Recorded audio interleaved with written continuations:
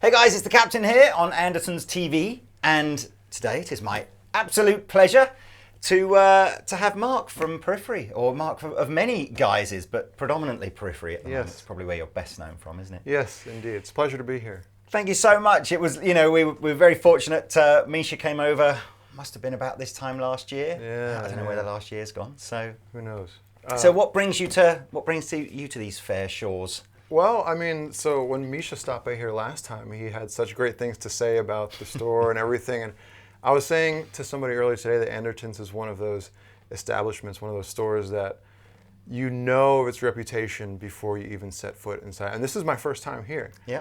And I can't think of another store where I was completely aware of its existence and its reputation way before I ever stepped foot in it. So it's pretty crazy. You guys have achieved something pretty special. It's very kind of you to say so. But look, so let's.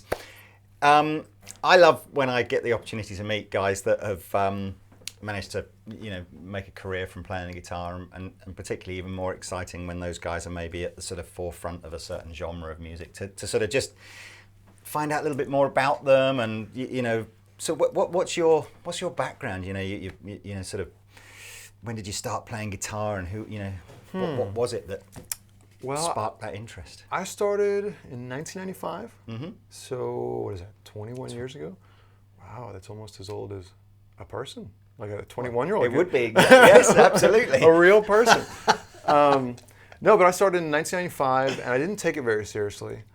But the first thing I saw, and that sort of pushed me in the direction to start taking guitar seriously, was an MTV documentary that I saw on the Foo Fighters. Okay. So I was a Nirvana fan, and I saw Dave Grohl fronting a band, and something about his charisma and his something about the way he performed pulled me in, made me want to do that. His conviction made me want to start playing guitar. So I think I learned damn near every song off that first record, that first Foo Fighters record, and then after that, I sort of went down the metal path. I got into Metallica. Yeah. And the real heavy stage of my learning was the Master of Puppets Ride the Lightning phase, where I got in my bedroom and I spent hours and hours, days and days, and weeks just learning every riff that I could, and I still have a lot of that stuff locked down, muscle memory. Were you a Hammett fan or Hetfield? Oh, Hetfield. I mean, but it's tough because if you're a fan of the songs, you know that Lars and Hetfield were the two sort of engines behind all the songs. So I was definitely a Hetfield, and I'm actually more a fan of his playing overall. And he's kind of just the face of Metallica. I think that's I don't think I've ever met anybody that, apart from Kirk's mum, she thinks he's amazing. No, bless her. So I mean that was a mental time for that kind of 90s, I guess metal kind of wave, that new metal kind of wave was a really powerful time.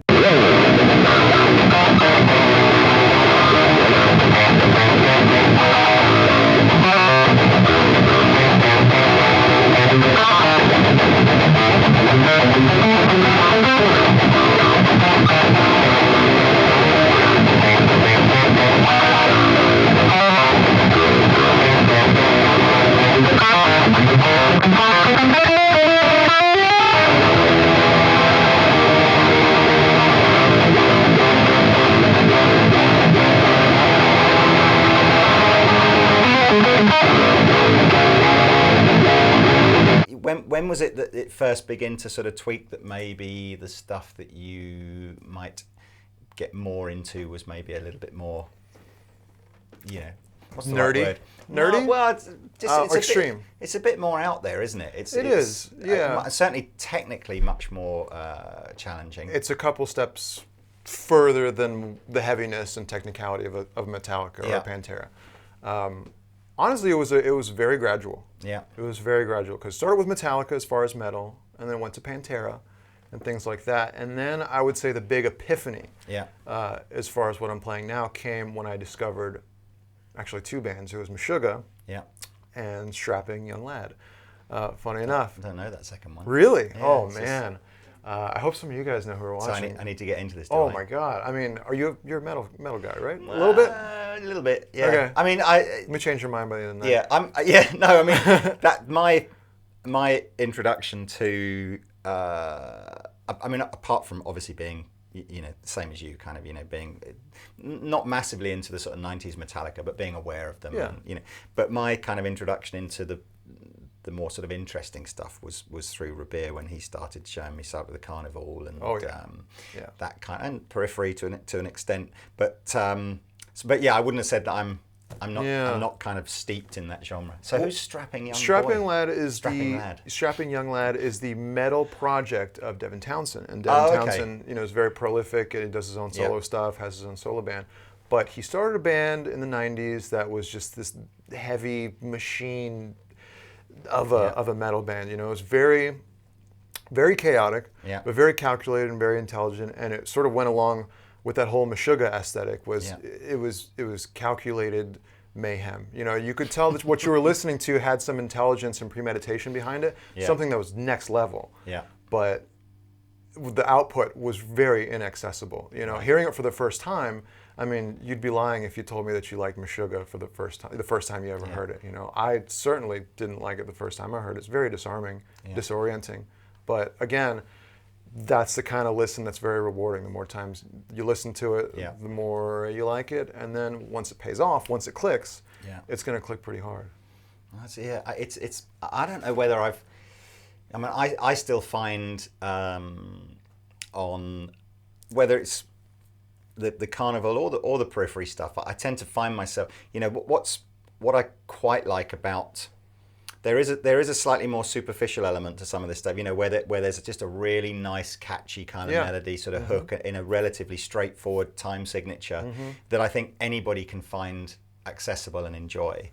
And then there's like a deeper level, isn't there, where something will change, whether it's the aggressiveness of the vocal or the riff, or my favorite kinds of music have both of those elements, because what pulled me in to bands like that, and even you can say that about Dillinger Escape Plan. Dillinger was a huge band for that reason. They had that sort of controlled chaos to their music, but they also interjected with truly catchy hooks, stuff that you could latch onto from a very casual perspective, and then you delve a little bit deeper and you're like, whoa, there's something really, really seriously messed up going on, you know? I guess you could say the same about even sort of jazz stuff. You know, the sort of you know, the jazz musicians that I think kind of make it big are probably the ones that sort of seed that more accessible. And then there are jazz guys out there that are just like, they don't go anywhere accessible at all. Everything's up here all the time. You've got to be a real enthusiast to want to get into that kind of thing. You had to be exposed for years. A long time.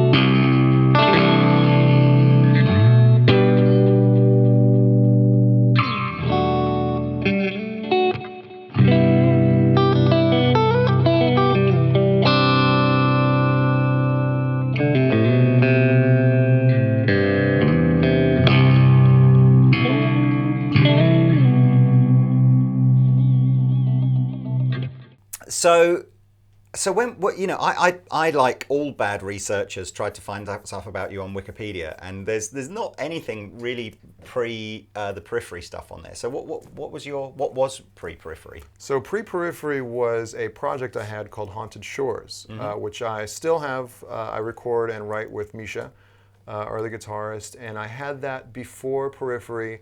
He and I were writing and recording for a couple of years together, and we had this pretty insane chemistry creatively. It was very uncanny when we started writing together. And when they needed another guitar player in the band, I said, I'll try to give it a shot. How did you meet Misha? I forget which dating app it was. Tinder. Yeah, was it Grindr? Was that the one? No, the other one?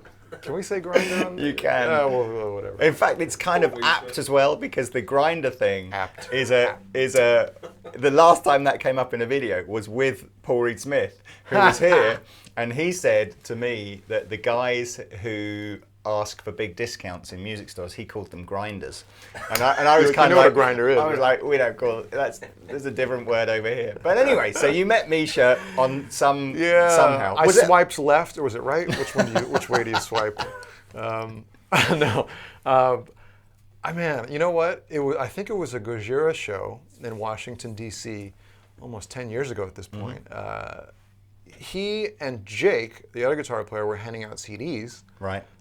And my brother happened to get one, and it was an old, Periphery demo. I mean, it's very, very bare bones, very stripped down, way back. And I don't think there were even vocals on it. And then I heard it, I put it on, I was like, holy shit, there's something pretty special going on here.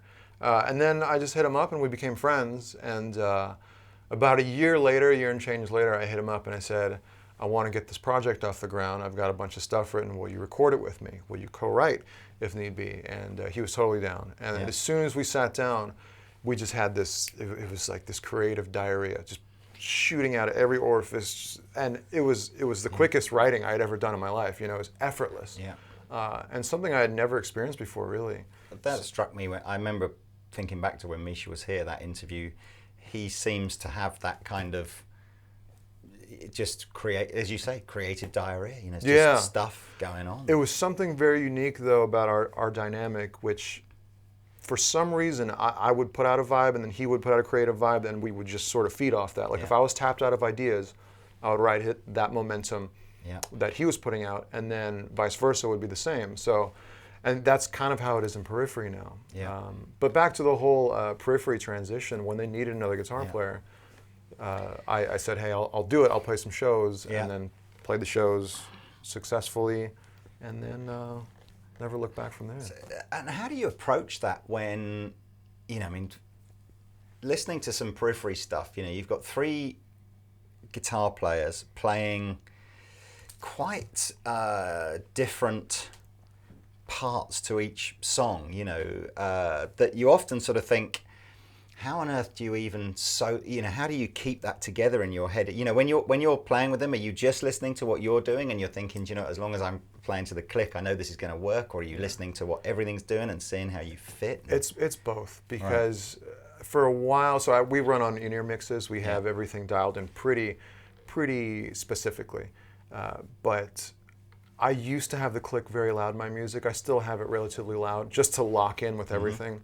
We're lucky enough to have a drummer that just doesn't mess up, He's a robot, big Jewish robot. Can I say that? I can't say that. Yes, you can. We're okay in here. He's a big old robot, and he never messes up. Yeah. So I used to just sort of lock in with the click, pay attention to the click, sort of disregard what's going on, because I know our drummer's not going to mess up. Yeah. But over the past couple of years, I've been turning up the other guys in my mix to sort of get this live band kind of energy in my mix, and that's just simply to inject more life into my playing, and sort of just to add more vibe and energy on stage. So it's a little bit of both. I think Periphery's big philosophy these days is to play as tight as possible on stage, and obviously in the studio, but not sound like one of these bands that is basically the audio equivalent of Photoshop. You know what I mean? Yeah. You don't want to sound like this manufactured carbon copy band. But you get that though, because I think from watching some of the live YouTube stuff, it is a different the album experience is a different. I don't think you Yeah. go to a Periphery show to just see the album done live, do you? I hope not. There's way more energy and Yeah, entertainment. I hope not, because I know a lot of bands. I want to say a lot. There are bands that come to mind, whose names I'm not going to say. You sort of go to some of these band shows, and you do expect it to be pretty much the exact same. Yeah.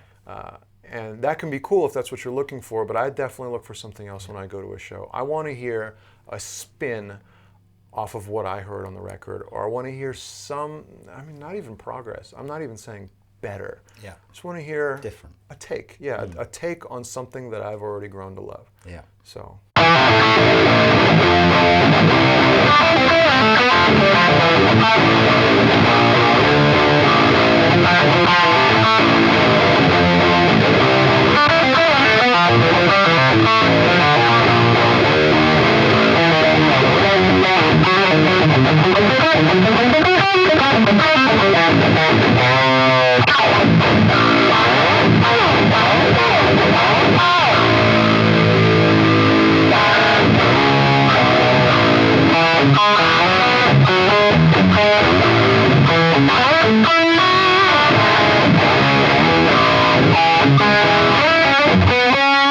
How do you how do you choose which of you gets which guitar part? Do you just get the difficult bits? That's a funny question. That's a very relevant question to where we are in Periphery right now, because Do you draw straws? funny enough, we do when it comes to guest solos. We had a bunch of guest guitarists play on Periphery too, and we did actually pretty much draw straws to play the Guthrie Govan solo, the John Petrucci solo, and the Wes Hauck solo. But as far as dictating who gets which part, so it works very simply these days. Jake is panned right down the middle in a live mix. I'm panned hard right, Misha's panned hard left. So if there's a very prominent lead part or an ambient part or some sort of delay bit that needs to be at the forefront of the mix, Jake will get it since he's panned right in the center. Yeah. And that tends to leave me and Misha locking in with a lot of the double tracked sounding stuff rhythm-wise. But we mix it up. We like to get creative and playful with who gets which part. Oh, fair enough. So, well, we're going to come on to talk to gear, but just, for right now, what can people expect of in terms of Periphery, in terms of material or touring or? Yeah, I mean, we're always writing. We're one of these bands that never stops writing, for better or for worse. I don't even know if it's a good thing anymore. That's why we put out Periphery 3 like a year after Juggernaut came out. We were just, it's just part of our culture. Yeah. But we're not currently in album mode. We'll be touring a lot. We'll be back in England and the rest of Europe early next year. I can't say exactly when. I know exactly when, but I can't say it on camera. Well, I'll put a link in the description below to where people can go and find out about stuff like that. There you go. So let's talk about gear.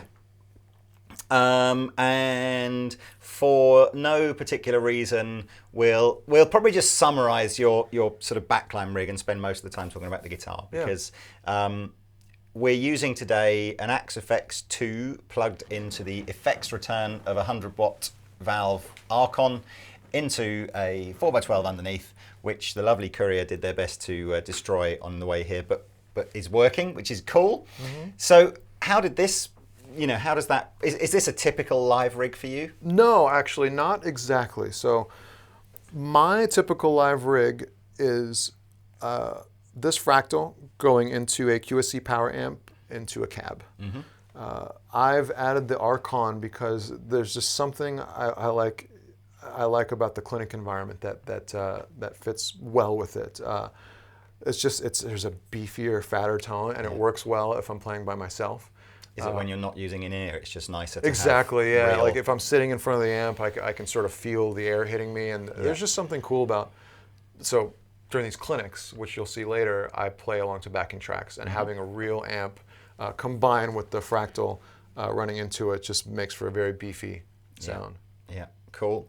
And is that when you're... I remember Misha saying in the studio he still had kind of like a whole gamut of different amps. So are you much the same when you're writing? You're just using different things to find different sounds? I have an Archon at home. I've always experimented with amps. The Fractal is the sort of great solution for us because it ends the amp search in terms of a live environment. And that was always such a huge thing for me because you can dork out over amps for years at home and always have fun.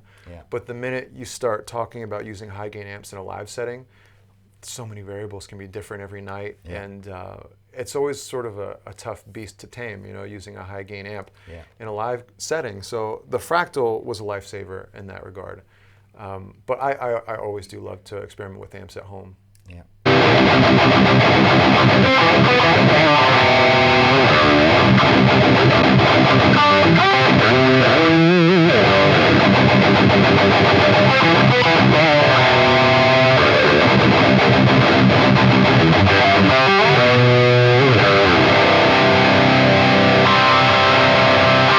So I guess we should move on to, because this is kind of how I think we've got to thank the guys from PRS. I even wore my PRS T-shirt this morning because I just thought, we should thank the guys from PRS for bringing me down today. Where's my T-shirt? I don't know. This is actually quite old now. This is their 2015 one. So anyway, Really?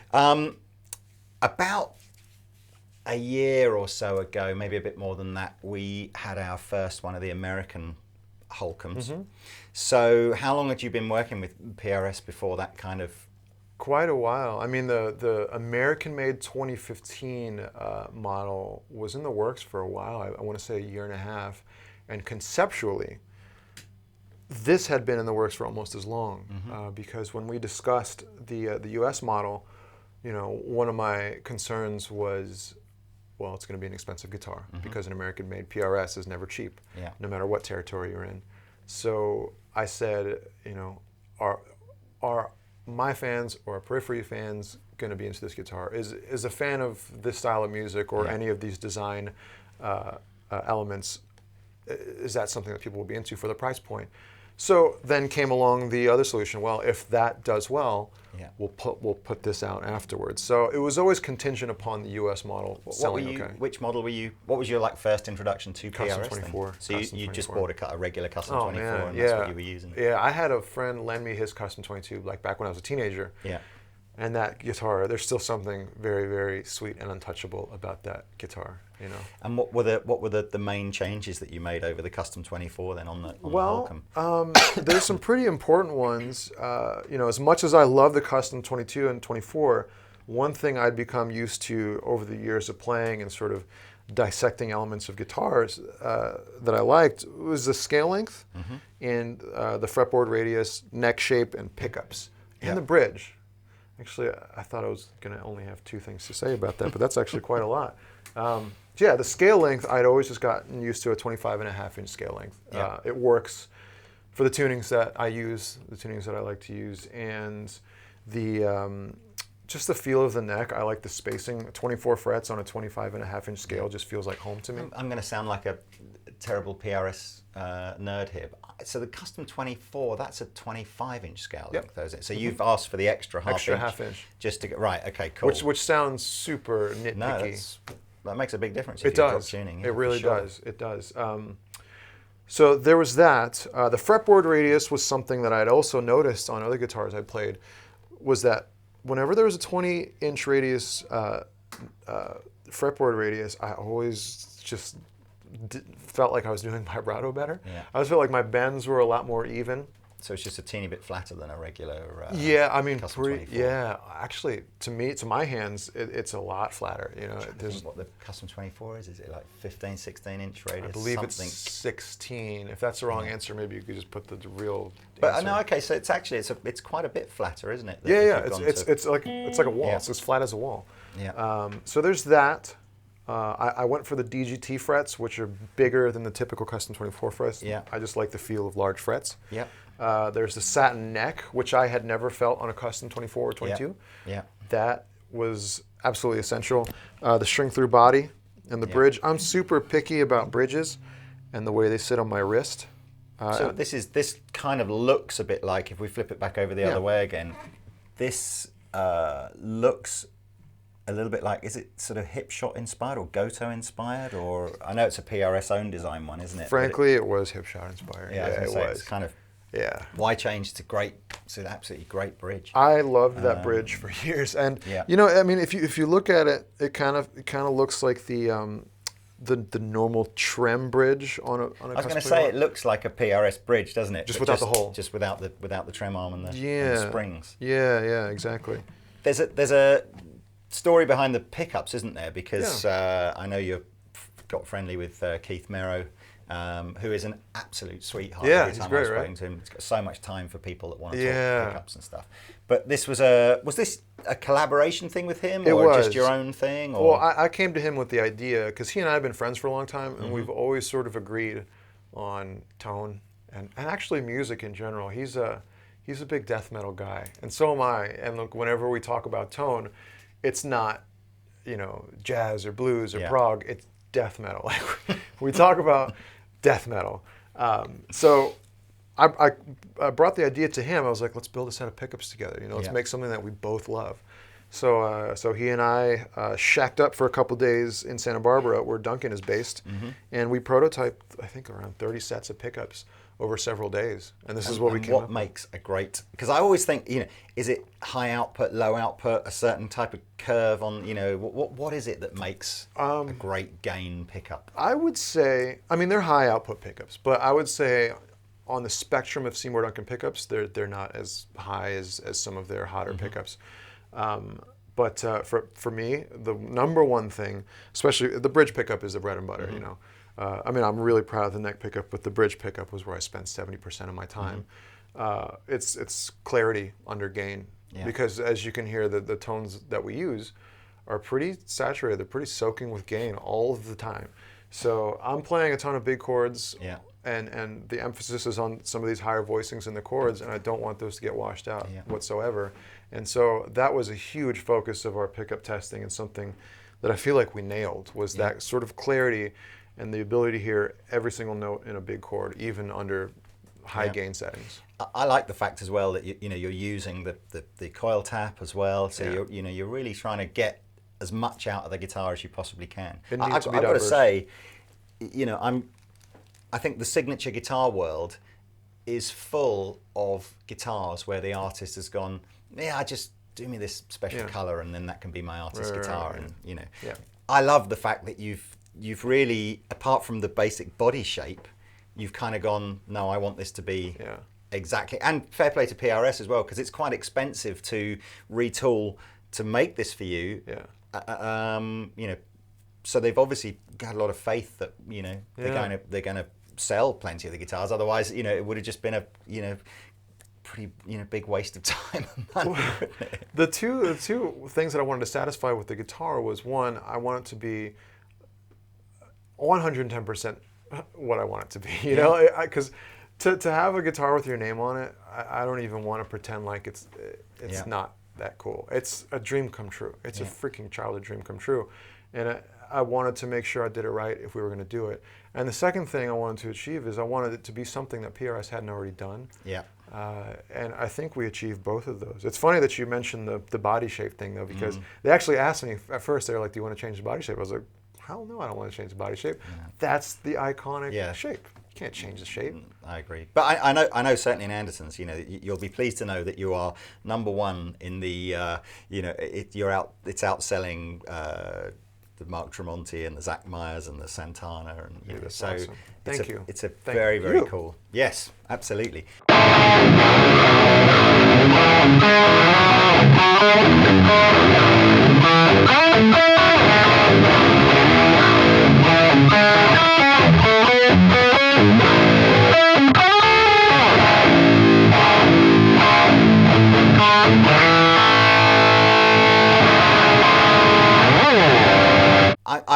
I know that everybody watching will probably shoot me if we don't delve a little bit into sort of a technique-y kind of thing. So I remember when Misha was here, he had the weirdest way of holding a plectrum that I've ever seen, and a really non-conforming sort of style.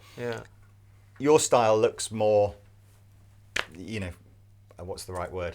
Normal, I suppose. But how do you approach something? Obviously, you have an incredibly sort of fast picking technique on some of the stuff, and as you say, the chords. There's some quite complex chords in there as well. So, is there any kind of tips and stuff that we can kind of share with the guys for how to approach some basic technique? I mean, the one thing that I guess I'm always harping on, and I give lessons in my spare time. I do a ton of clinics, and one thing that I focus on a lot is people stuck in ruts. Mm-hmm. I always get people coming up to me and be like, hey, I'm about to put down the guitar. I'm in a rut. And my answer is always, there's a million ways to get out of the rut. Just don't put down the guitar. Don't stop believing. No. Stop. There you go. Believing. Cue it. Yeah. But I've always tried to inject bigger chords into my playing, as opposed to just riffing all the time, which can kind of sound, predictable in a metal context. I'm always trying to inject chords in places where you wouldn't normally think they'd pop up. Yeah. So I can give you an example. Yeah, of some absolutely, stuff like that. for sure. Yeah. I mean, funnily enough, we're one of the guys that we shoot video with here, Pete. Although the genre is completely different, he's the same. Don't play a normal D chord. Just play. Find a weird D chord. Yeah. It's like it's the way to go. That's almost like what I was about to say. If there's ever a spot in the song that calls for like an open C, and the context is such that you can get dissonant with it. You could do, or you can go and take it a step further. There's another step.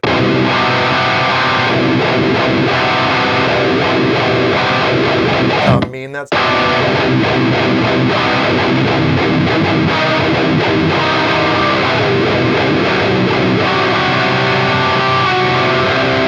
See how that sounds. And what dirty. would that have sounded like if you'd have just used a traditional shape for that chord? It was just like that. Like every other band, doesn't it? Yeah. Whereas when you do what you do, you give it that kind of Periphery or that sort of Mark Holcomb kind of. Yeah, it's coloring, twist, isn't it? It's coloring very commonly used chords. I mean, everybody uses it. But if you can spare the energy, and if all it takes is just a couple extra fingers, and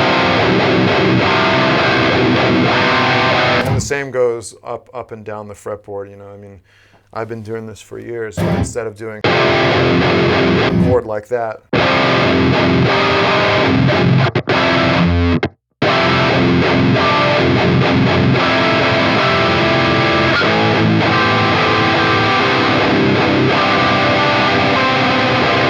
That sounds way better than. I mean, depending on the context. Yeah, because there's sometimes this is awesome, but.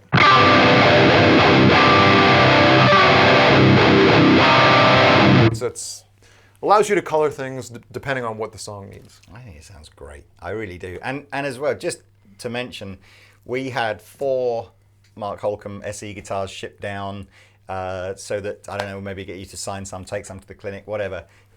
Mark took this out the box. Yeah. Tuned it up. This isn't like your. No. And again, going back to some time I spent with Paul earlier this year, he said that's the aim with the SE range. Yeah. You should just be able to take it out the box, give it to a professional guitar player, and him go, right, let's do the gig. Yeah. I love doing that. Actually, every clinic that I do, I ask the stores to have one because I love to play it during a clinic. And there was actually a show, I think it was in Texas, a couple months ago. A fan brought his Mark Holcomb model to the show, and he was like, "Will you play it?" And I was like, "Sure." So I played his model on stage, and Smashed it was it great. up, gave it back to him. I did. I was like, "Here you go. That'll teach you not to do that next time." And I threw it in his face, and spit on him. Just kidding. Half kidding. Oh man, well look, it's been an absolute pleasure having you over to Andertons. My pleasure. I'm really looking forward to the clinic tonight. There's 100 people coming to the clinic. I'm sorry if you're watching and you didn't manage to get a ticket, but go to the next one. There will be a next one. Go and see Periphery live, whatever. But yeah, thank you again to PRS and Paul and Jez and everybody for putting this together, and my free t-shirt. Free t-shirt. Yeah. Free t-shirt. And for anybody, for all you guys that have watched this, go and just check this guitar out. It's called the Mark Holcomb SE PRS. It's I can't remember how much it is. That's rubbish of me, isn't it? It's something around about £800 in the UK. It's just fantastic. It's just a really, really nice guitar in a cool colour. What do you call the colour? PRS has been calling it Holcomb Burst, But I'm trying to think of like something a little bit more. Is that the colour you think you'd go if you burst? Is that maybe it is. I don't know. You're asking some very personal questions here. I don't know if I like it. I didn't mean. Well, and on that bombshell. My mom may be watching this. Well, she would know. I would have thought, if anyone. Hey, just because I live in Texas doesn't mean we do that kind of thing. I think you have a different meaning for burst over there. I just meant as in, Anyway, look, that's enough. Thanks, man. Oh, thank you. It's been an absolute pleasure. Oh, my Thanks pleasure. for watching. Thank you. See you next time.